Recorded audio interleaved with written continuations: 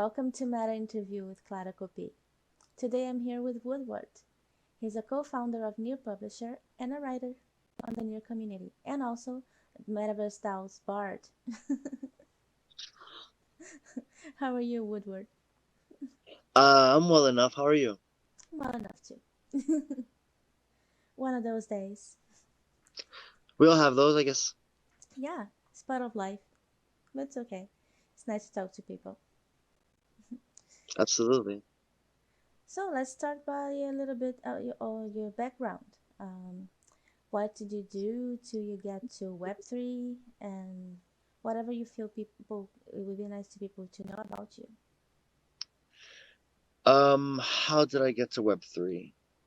I got to Web3, strictly speaking, from an interest I've always had for, I guess, now the better part of 10 years. I'd always been interested in crypto and blockchain as a technology and a software solution. But I never really found that I could have a place in it, or I believed as such, that is. And it wasn't until I spent some time within my mid 20s doing more research that I came into contact with someone who was more enmeshed in Web3 and in crypto than I was at the time. And I asked them if they knew anything about it, and they immediately sent me a few links with instructions about how to create a MetaMask wallet. So I did that in the middle of nowhere, which is where I was at the time. And once I performed all those instructions, I told this person that I'd done so, and they deposited 6 Ethereum tokens into my wallet when Ethereum was worth about $138 at the time. All of these things were unexpected, but I kept reading and I forgot about it because I didn't know exactly what I could do with those tokens. I just knew they had value. And it wasn't until 3 or 4 years later that I was minding my own business in a city instead of in the middle of nowhere. And someone that I was in a car with mentioned that Ethereum was up to $1,118. And that's immediately caught my attention because I asked again, and then I went on my phone and I looked it up, and it turns out that it had appreciated in value almost $1,000. Yeah. And that blew me away, and that bailed me out of a big problem. Thank you again for that. And um, again, I saw no value in itself. I just knew that those coins had value, and I started to get involved in the market. And it wasn't until a bit later than that that this same contact asked me if I'd ever heard of Near Protocol. I said no. And much like the same time initially, she sent me instructions.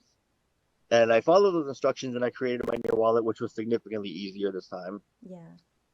And again, I bought 6 tokens just because 6 seemed to be a magic number at that point. And I forgot about it because I didn't know what else to do with it. And within a few months, she asked me if I wanted to get involved, and I said no, because I didn't know what I could do. I didn't know what talents I could offer. So just based on that doubt and that skepticism, I sort of ignored it until about last November, in which I was messaged by that same person, and she said, I'll make you a deal if you do what I ask for 6 months and you get involved in this ecosystem and you don't like it, I'll never ask you about it again. And that was November, and I've been in Near ever since. And that's how I got here. That's great. Um, yeah, like wow, 6 Ethereum. it makes a change in a person's life when, yeah. Phew. Yeah, I was in quite a bit of trouble at that time, and I didn't know how I was gonna get out of it until someone mentioned that. Oh, and that's wow, Yeah, lifesaver. You had a piggy bank yeah, that you something didn't along know those lines. and you didn't know. I had absolutely no idea. That's awesome. Yeah, that's a good thing in crypto. At the same time, there's a big risk. There's also a big possibility that it turns out that wow, I hope one day year is like, ooh, 100, 1,000. Who knows?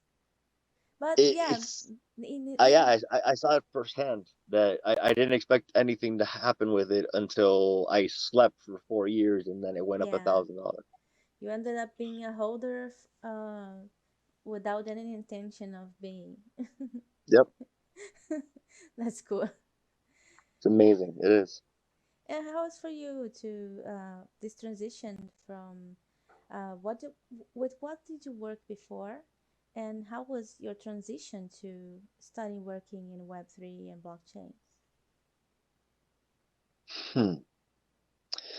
Well, um, more often than not, I usually tell people that my first job was when I was around 10 years old, uh, because my mother had her own catering company and it was sort of a family business. So everyone sort of had their own task here and there.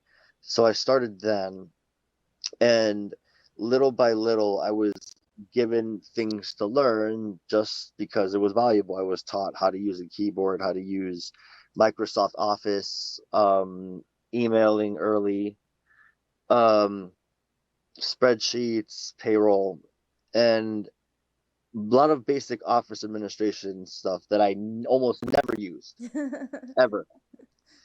Because after I got out of high school and then into college, most of my work during my college and my post high school years was spent bartending for that same company. She would stage weddings and I would bartend the weddings themselves and work within the wedding and all of that stuff.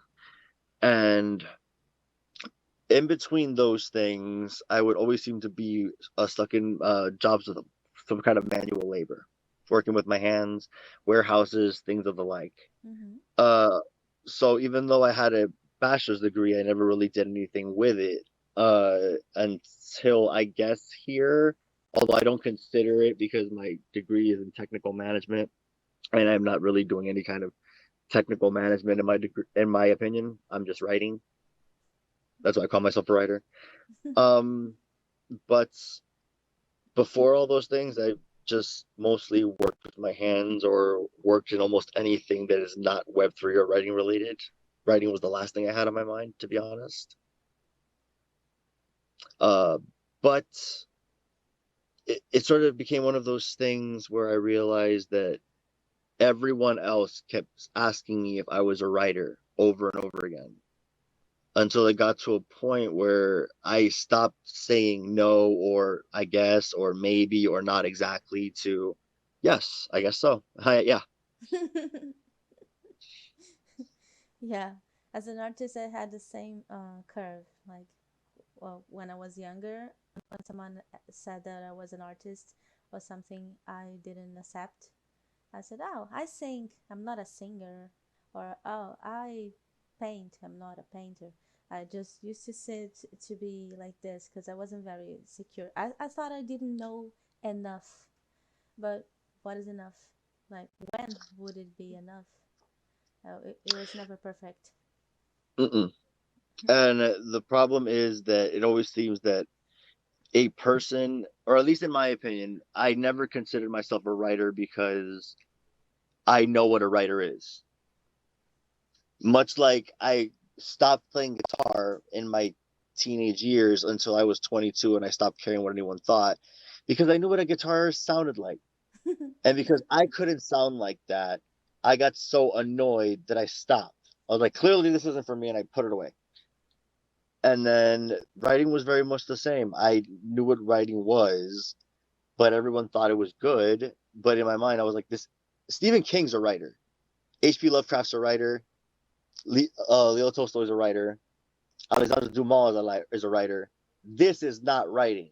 So I grabbed it and I put it all in a folder and I threw it in a corner of my room and I forgot about it. It's the overcritical nature, I guess, of a creative person. Yeah, many of us have it. Some don't, and they do well. Even though many people that I see that think they are awesome are not. But good for them. I wish. I imagine that even if that were true, it certainly must feel better to feel certain of your abilities. Yeah, I actually would like to have all these feel this Confidence. yeah, this confidence, feel safe in that way, like, oh yeah, I'm doing a great job all the time. Like I know I make an effort to do my best, but yeah, we keep judging ourselves sometimes too much about what we think it's the right way to be, because we saw someone that we think was awesome and we think we have to be like that. Yeah, usually I don't consider that I succeeded at doing anything unless everyone, 100% of everyone, including me, thinks it looks good or it is good. Yeah, I Then get it it. is. I get But if you. only one, if one person disagrees, then it's not good enough. Yeah, artists or creatives. We have this thing. Well, society most of the times uh, don't help doesn't help a lot. Like there are a lot of judgments and devaluing what creative people do, even though they don't live without it. Like, but yeah, we see it here in Brazil. There's a lot of that. Artists are very appreciated, unappreciated, unappreciated. I guess. Unappreciated. Yeah.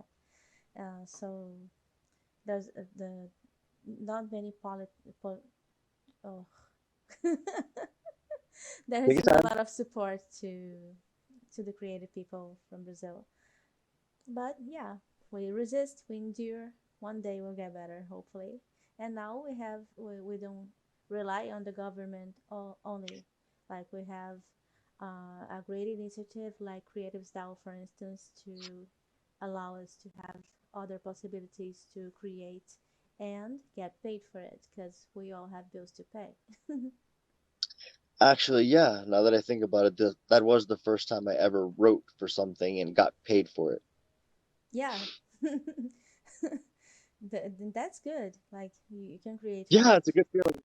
Yeah, because you feel valued.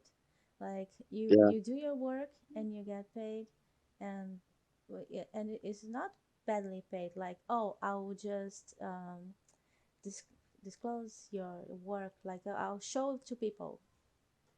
That's payment. Can I pay with that? Can I go to the bakery and say, oh, I'll tell people your bread is very good? My stomach doesn't get satisfied off of a participation certificate. Yeah. It's exactly like I can pay the guy in the supermarket with, I'll tell people that your supermarket is extra nice. Yeah. Uh, the way that I'd word it is that in a world, because I won't just say a country because my country is no different, but in a world where currency is based on valuation of life, and that's indisputable because everyone who needs to eat has to pay for it with some kind of consideration. We can't Yeah, contest that. We can't debate it.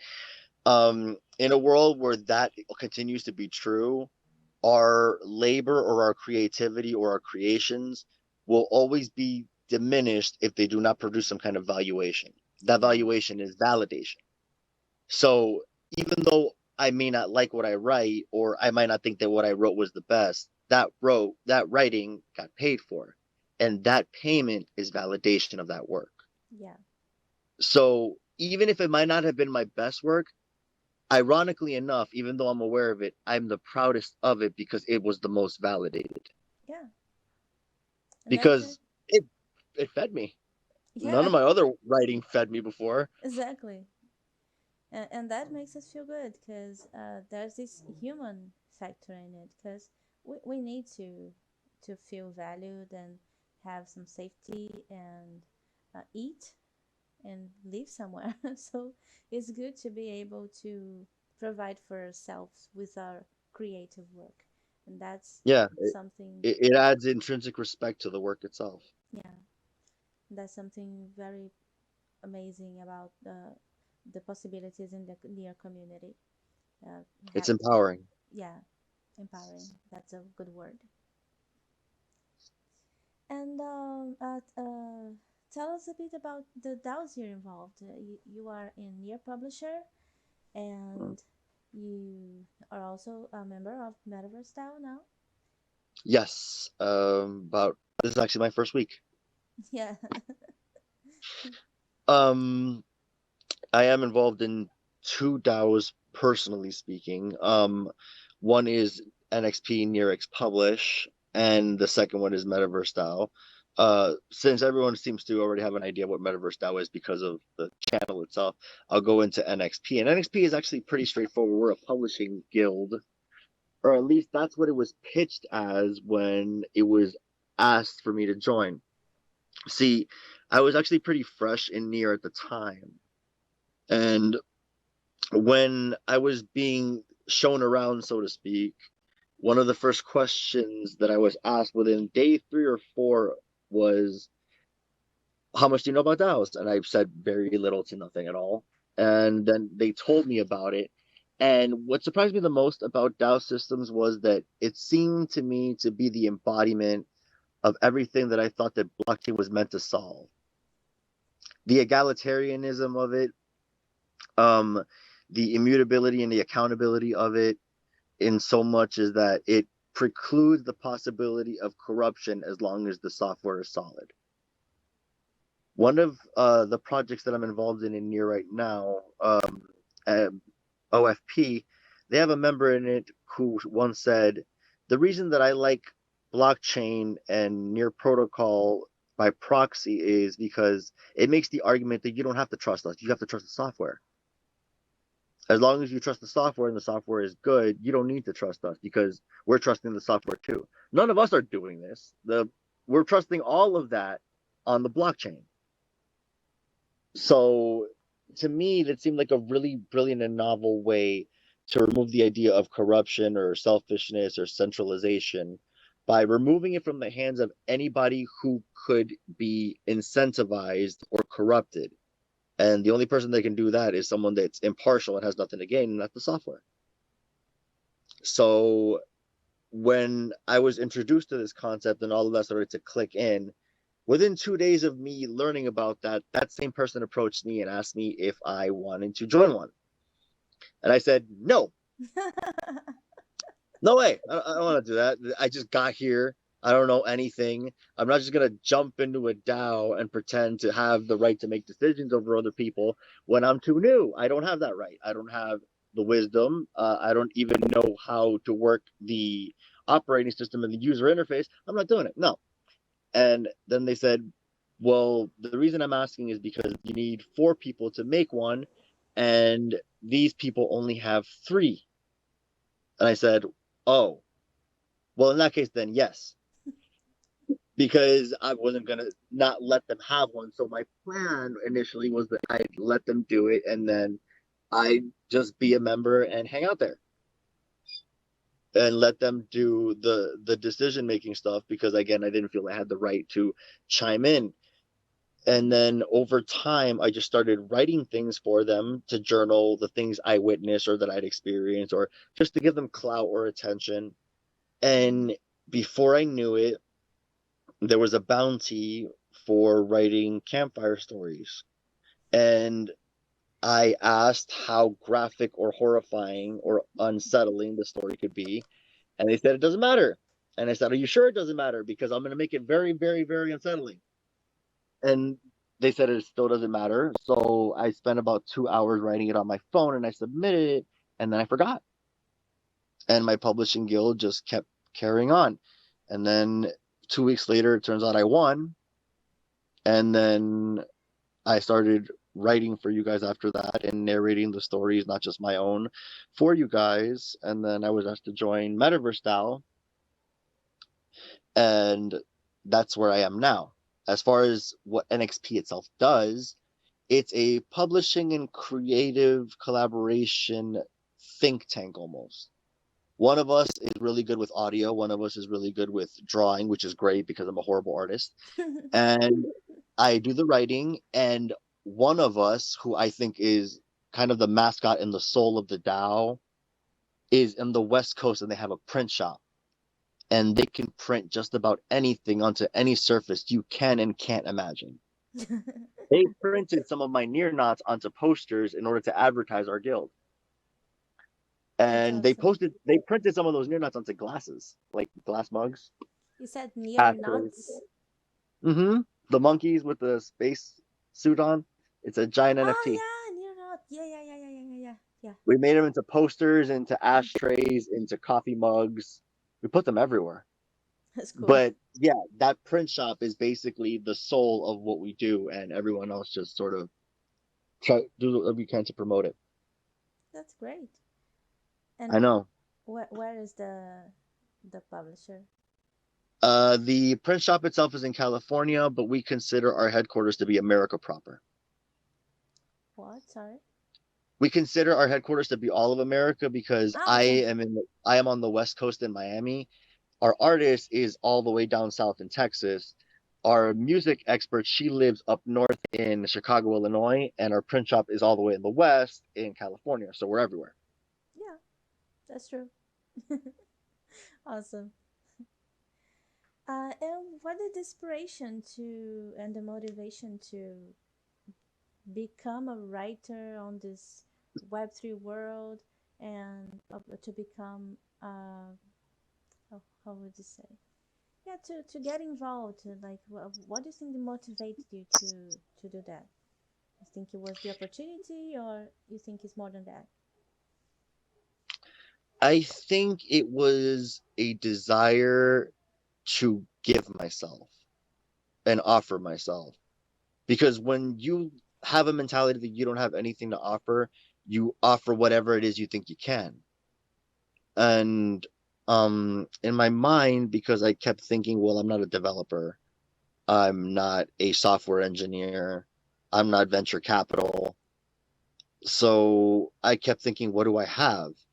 And what could I do? I'm not just going to sit here and accumulate tokens and tell people that I exist. I had to do something with myself. And the only thing that I thought I could do was write.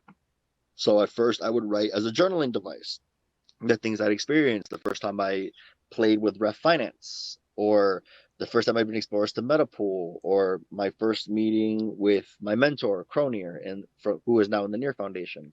Awesome. Um, or about the first time I joined and why I joined. I actually said that story before. Um, thank you, Grace, for bringing me, by the way. Um, it just became a way of me proving that I exist while at the same time sharing my experiences because I didn't think that I had anything else to give.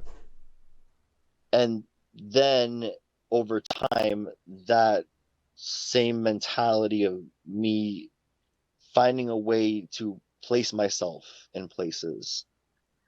For example, I didn't think that the bounty would work, and yet it did, and I won. I didn't want to do the hosting because I didn't think it would work, but I did. And every time I did one of those things, I asked for permission for me to write about it. And eventually I'd write about that and tag the person involved if possible. And before I knew it, I was writing and editing things for people as a favor. I just did that 5 minutes ago. I edited someone's proposal because they asked me to. And so why did I write? Because I didn't know what else to do. I don't know IT well enough for me to code it. I don't know writing or art enough for me to make NFTs. I don't have enough cash for me to invest in anyone. But I write because I like to read. And I like comic books and manga and anime and nerd culture, so I can turn a phrase every once in a while. And I'm clever with the way I say things sometimes. And at first, I thought it didn't have value until it started having value. Yeah, because that's it. We saw that you were good in what you were doing, and you were there interacting and doing it and were very, very well. And the audio you sent showed us that you were good telling stories. So you showed that you were good because you created something that no one did. So even though you weren't trying to win, like you said, or something that you didn't think it would happen, even though you tried, you did something different and you showed. And this is something that happens a lot in here. Even if you don't have a degree on something, or if you don't have a course, but you went there and you do it and it's good, you get it. because you showed that you can do it. That narrating thing actually wasn't intentional. The reason I had that audio file was because I wanted to share the a piece of the story with my own publishing guild, but I know that they probably wouldn't have the time to read that whole thing. So I put it into audio format and I threw it at them and asked what they thought. So when the time came for me to read the story, I wasn't sure if I was going to be able to read the story. So I was going to ask if I could send them the audio version of what I read and if that would be good enough. It wasn't really with me intending to, send a narration of what I could do. It was more circumstantial. I never planned that way. And it was more interesting that it worked out than for it to seem like it was intentional. I wish it was intentional. That would have been so awesome. And then and then it just so happened that when I gave it to my guild, they added audio tracking to it. So it became sort of like a creepy pasta, which I actually really like. I haven't done those since, but the person who created that audio is interested in me doing it again. I might actually try to submit a couple of those on YouTube and see how they do. Cool. That's great. Yeah, because it was very good. So it would be nice to to check it out. Because yeah, people seem to be, especially when it's on the screen, like a cell phone on a computer. Our attention span is very limited. Because me, for instance, I have what, like a 30 tabs open. So sometimes when I need to focus, I have to open other another window and put just what I have to focus on that so I can focus because it's too much. There's a lot of things happening all the time, and we have to think of a thousand things we have to do. So sometimes being able to hear the story is is easier than to focus on reading. Actually, that occurred to me also because I never liked to hear my stories. I always like to read because I thought that audiobooks of any kind were cheating. So I didn't want to cheat. So I was like, no, I'd rather read the book. And then it got to a point where most of the things that I had to do, school and work, they involved my hands and my eyes. That's where my attention on both of those things have to be, which is ironically enough what I need for my books. So it got to a point where I had to decide, what did it mean more to me to not read those books, or would I overlook those principles? So the first time I did it I didn't realize I finished that book until I was done with my workday.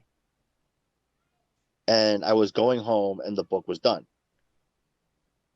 And it felt like nothing because it made the day go by easier. And I'd been reading audiobooks ever since. I don't think I've read a single book on print if I can help it since. Because I know how to read. I just need the information in the book. That's true. I was talking to you the other day that I have to try it because I never heard an audiobook. I don't know why. It just Yeah. didn't happen. And I have a Kindle and I use it. It's been what, more than 5 years now. It helps a lot. But yeah, sometimes I don't have time to stop, and or I don't organize myself in a way that puts time to read, and listening would be easier when I'm doing something mechanical, for instance. A lot. Very much so. My phone has a memory card in it that's about 120 gigs. 40 of those are books, and 10 gigs of those are in print, and the rest are in audio Yeah, I can't. because Sorry. just it's just easier. Yeah, and reading on the cell phone, I think it tires my eyes so much. So that's why I got a Kindle a few years ago. Because in college, we had a bunch of books and copies that we had to make from material, and much of the material I could find online. So well, I read English, so for me it was even easier to to find material because there's more of that available.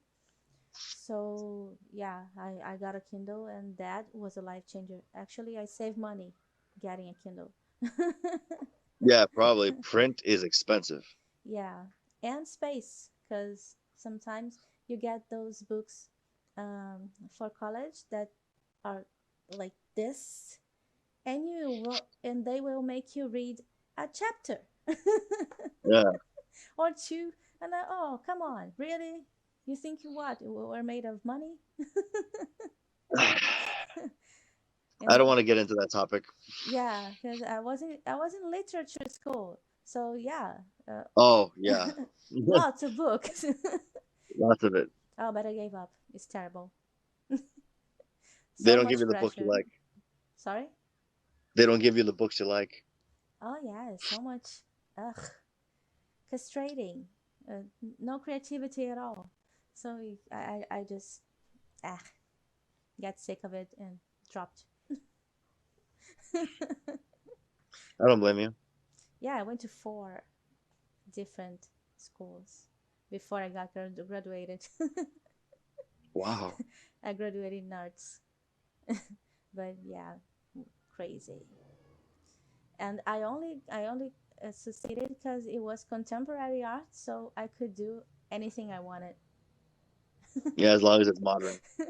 Yeah, and I could do anything, anything. Just go there, do your Express stuff. yourself. Yeah, and explain it, but you have to explain. You have to Yeah.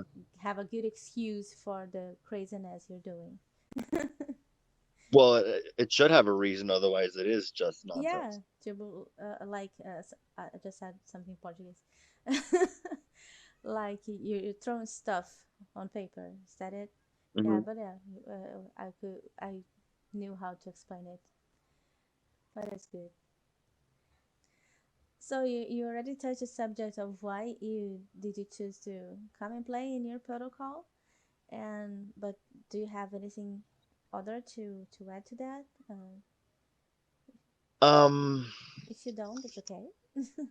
it's not so much that I don't, it's that the main reason that I came to play in your protocol is because I guess it's better than where I was before. Otherwise, I'd probably still be there.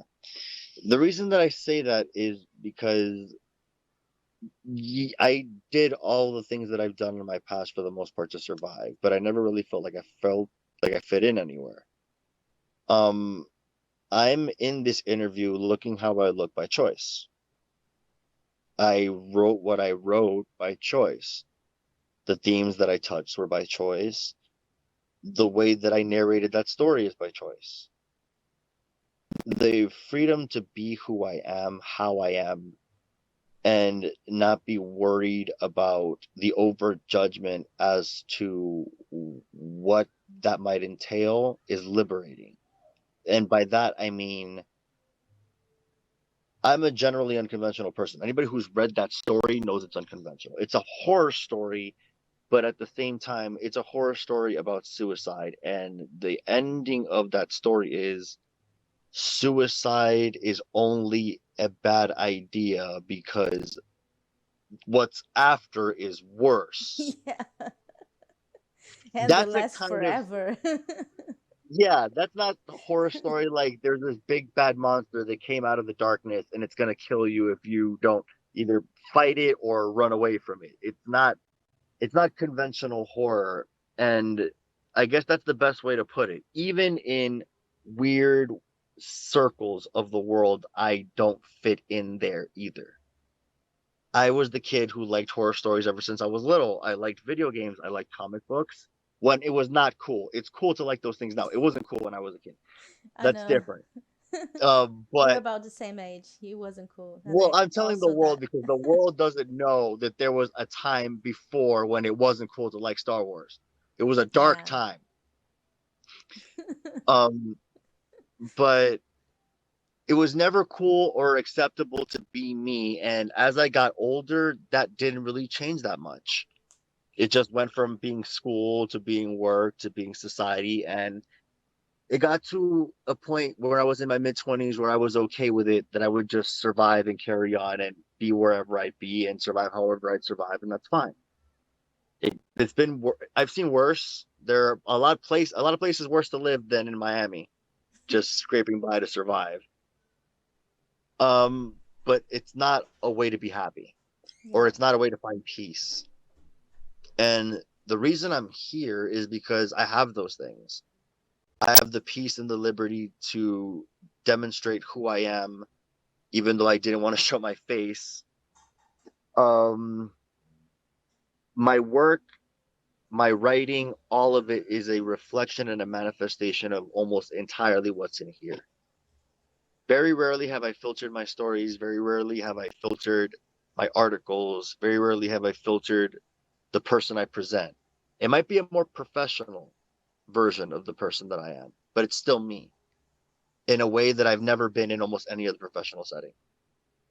I've had to fix this or not show this or not have this or not say this or not think this or and in near for the most part none of that stuff really exists, or rather there's a much broader acceptance of what is okay and what's welcoming. Yeah. Competence seems to be prevailing here. Yes. And that's it, because we're human, all of us. We are building this blockchain, and we use the softwares, but we're still human. And yeah, we have our differences, and many of us are neurotypical. We have our other way to function, and adapting many times is castrating and almost suffocates many of the creative people, because it's common for us to be different, to be not only different but to have challenges like being neurotypical. um, but yeah, it's completely fine, because it's very common for that to happen.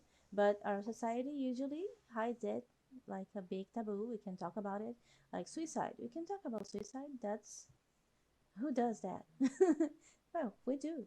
Why not? We're here talking the word. I hope YouTube doesn't censorship. I didn't want to say Yeah. it. Doesn't censor Please us. don't hurt us. Please don't hurt us, gods of Yeah, Google. we're not encouraging anyone. Actually, on the contrary, what we want No, is not at all. for more people to, because if more people can be themselves and be happy with who they are, I don't think they would feel like they have to do this. If they could be happy being who they are, I think it would I help. think that that's a very good way of putting it because it seems like creative people create certain things as a way of letting out what's inside. Yeah. Like some of the stuff that I've written that, in my opinion, was the best was me letting out something that became a manifestation of something I felt. Like those descriptions in that particular story came from a mentality and a frame of mind that I could only channel into because of a moment that I'd experienced myself. And I personally believe that a person only resorts to suicide or resorts to giving up, so to speak, when those things stop helping, or maybe when those things aren't noticed for what they are. Because a person who's is making music or making art, that's 2 to 3 hours that they're not doing or thinking about something less productive or less positive. And I'd much rather have someone writing or painting or singing or playing music or whatever it is that makes them happy over thinking about what makes them sad. Yeah, it's true. Or even uh, talking about it in a healthy way and letting it out. Like, there are many people that sing about this kind of stuff, but they shout and they feel like this catharsis happening in there, and then oh, they're okay. They go, they carry on with their lives. They talk about it because, and it's okay to talk about it because it's healthier than repressing it. That makes us sick. Music like that has made me feel less alone in the past. I agree. Yeah, we have our phases. Like sometimes I want to hear the thrash metal, sometimes I want to hear the jazz. So yeah, and sometimes I want to listen to pop music, random pop music. It happens. It depends on the phase of the day or what I'm feeling. Multifaceted. Yeah, I used to judge myself a lot, but now I listen to whatever I feel like. Like I used to be a headbanger. Oh, I only listen to metal, but that's not Yeah, me anymore. yeah. The world isn't that black and white. Yeah, no, and I don't fit in that for a long time. I don't dislike it, but it's just not me anymore. Yeah. But that's it. Um, oh, okay. Now, talking about the metaverse. What are your thoughts on the metaverse, and how do you think that? Right, yeah. What do you think of the metaverse, and how was your experience with it? Because My first experience with the metaverse is actually quite intimidating because my tech sucks. So my first experience was being asked to jump into the metaverse and to read my story. So I didn't know if I could get in, and I definitely didn't know if my hardware would not have a heart attack and catch on fire the second I tried to start talking. So, um, my first response in my head was no. Um, but like every other time I said no before, I talked myself into it somehow. And my experience with the metaverse was interesting because when I first jumped in, first of all, it's not what everyone expects. It's a bunch of different rooms, all looking like it was built by a bunch of different people, and it's beautifully quaint. It's not like a polished, brand new PS5 AAA title, but at the same time, it's also not like Pong or Space Invaders, but it's close to Space Invaders in a really cool way. And I jumped in, and I was just some anonymous marionette floating in nowhere in a giant black forest made of what looked like puzzle pieces. And the fire looked like it was a Minecraft fire. And I told a story there. And it's not what everyone expects because, especially me, my idea of what the metaverse is like Ready Player One. And that's where we're going to go eventually. We're going to get there. But you never in a movie or in a book or in fantasy stories ever see the beginning product, which is what the metaverse and Web3 is now. It's where we are to get to where we're going. That's where everyone wants to be. Who doesn't want to be in that place? But the fact that I got to see phase one of that future was mind blowing because I never thought I'd go there because my tech sucks. Because I don't have anything to do there before this. I really didn't. Like, there was nothing for me. I'm a gamer, but I'm a console gamer and I like to play video games, but I don't like to socialize much. So, my experience with the metaverse was intimidating and everything was new and everything was unexpected. But at the same time, it was, I don't know, I felt like I was being history. That's the simplest way to put it, I guess. All of that put into one feeling, one sentence would be it felt like being history. yeah, like wow, look at the beginning of it. As this is one of the metaverses that we have now. Like I don't know if you ever saw Near Hub. Mm-hmm. It's Near's metaverse. It's more 3D, like regular, more what we think of 3D usually. Yeah. Voxels is more that metaverse that we went is more voxelized. That's it's like a 3D pixel, Mm-hmm. and because it is supposed to be lighter. Because yeah, the like if you go to the Centerland or the Sandbox, wow, It Really? the computer seems like it's going to blow. So Oh, that's heavy. incredible. So heavy. The computer like gets crazy. Like he starts to overheat because it's too heavy because it's 3D. So and because on your hub, I think because it loads one room at a time, it's okay. Yeah, the computer can deal with that, and the cell phone also. Some people go to on the cell Yeah. phone, but when you try to load a world in 3D, we don't have the machine power. Well, we don't know me, or most of the people from the third world. Certainly not myself. Yeah, like those places, like I can handle it. I can get on in it, but I get all the time. I'm afraid I have to close everything on my computer. Nothing The entire open. computer has to Yeah, focus on that program. exactly. I have to close everything, and then okay, I can go in the central end and check it out. But wow, it's insane the PC power that it requires. But it's okay. It's because of that. From a few years in the future, I think that it will be way easier. And with the popularization of the virtual glasses and such, I think also it will get easier because it's a device that is dedicated for this. So all its computer power is to show you cool graphics. So yeah, it doesn't have to open your browser or your Microsoft Word for you to to well, who uses that? I don't know. I use Google for now, but yeah, I on the past I used to, but with Clippy, remember Clippy? Yes, I very much do. Our little friend that came out of nowhere to ask if you needed help, but Yes, I never needed help, but yes.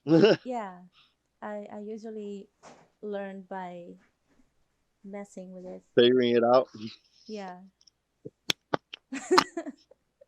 How did you come to Clippy? I got lost. Yeah, but yeah, that's My experiences in the metaverse. yeah, that will be the evolution of it. Um, and one day we'll get to Better Player One. Hopefully, yes. I only know scenes from this movie. For some reason, I Hmm. didn't see it yet. Most people think it's weird, but it just didn't appear. Like I turned my television and I never remembered to search it. I I absolutely recommend it if you have time. yeah, I wrote it down and I will search if to see if they have it on Hmm. the streaming platform that I use that I won't advertise here. Until they pay us, Yeah, pay me, streaming platform. then I will say your name all you want. Yeah. Oh, but that's cool. I'll check it out. Um, yeah, I was interviewing the guys from Member Metaverse. Is another metaverse building on here, and they also talked about Ready Player One and a book that has several layers of worlds, and it was very interesting. So okay, let's go to what are your plans for the future with your DAOs and metaverse wise and such. My plans. Well, my plan has always for this has always been very simple, and it's been to offer as much of myself as I possibly can, as often as I possibly can. Um, like I said, I'm not special.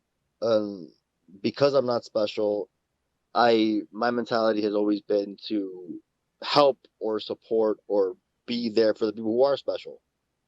And even down to the way I play video games and the way I play D&D, like I've always been a druid or a shaman in WoW or a healer or a support caster type character in every game I've ever played.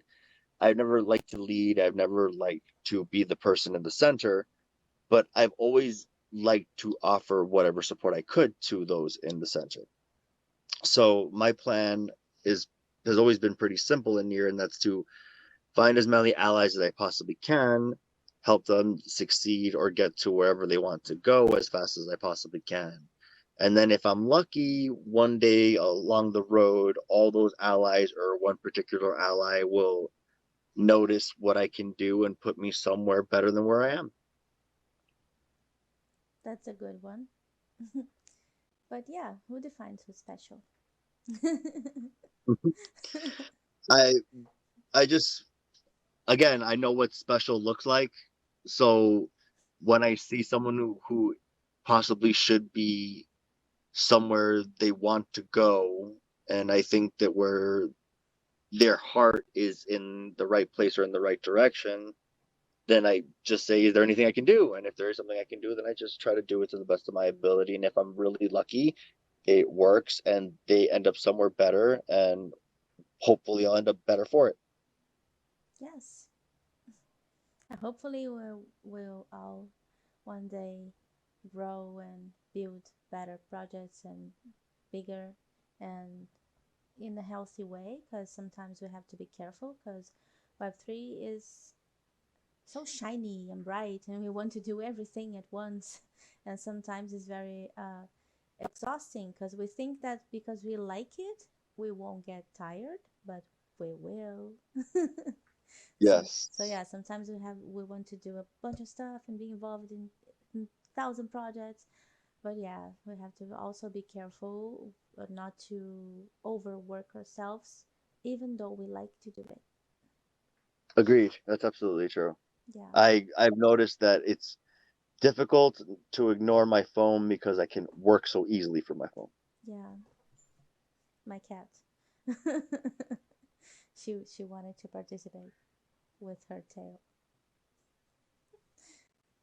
Yeah, and then that's one of the things with the technology. At the same time, it makes everything very easy. We have to learn to put a pause on it, and that's hard when your computer is in your hand all the time, because it is where we play, where we talk to people, where we work, is where we do everything. So yeah, sometimes we this is the part to be careful with, to preserve also a little bit of our health, mental health, physical health, because sometimes it can be a lot, but not that will be bad. You will feel good, but long time in the long run, it's hard. So Yes, it can be. You're uh, absolutely right. we have to take it easy. Yes, we do. And now to talking about the another one about the future. If you could give some words of advice, wisdom for those who are starting out, getting on this new community, what would you say to Don't wait 6 months. them? Um, don't wait 6 months like I did, thinking that there's nothing of value that you can offer. Um, you can offer yourself. If you can offer time and energy, then that's usually more than enough. Um, Especially if you can speak English and you can write. If you can speak more than one language, you're already winning. Uh, I speak bad Spanish, so that's pretty good. That helps. Uh, it also helps with the Portuguese because there's a lot of overlap, and I'm learning Portuguese, so there's more overlap. Um, just doubt and hesitation are probably going to get in your way more than you are. So don't let them if you can, even though it's not easy. Again, just don't wait for someone. Don't, especially do not wait for someone to give you permission or to tell you to do something, because that's not going to happen. Everyone, especially in the Web3 world, is too busy and too distracted and too involved in their own projects, of which they're probably involved in six of them at the same time, to tell you, hey, you should probably really check this out. More often than not, if you found something and you're into it, grab it, show it to someone, and ask if they think you're a fit. And if they say yes, go for it. because they're Yeah, probably right. that's it. That's about it. Yeah. Good advice. Uh, put your feet on the water and start Yeah. from there. And that's a Hmm. good one. Yeah, that was amazing. Thank you, Woodward, for the for the interview. That was awesome. Thank you No, again thank for you. your time and your presence. Oh, well, we'll be thanking each other then. Otherwise, we'll be, thank you. Yeah, we should do this again. Sure. Thanks a lot for everything. It was very good, and Pleasure was see mine. you next time.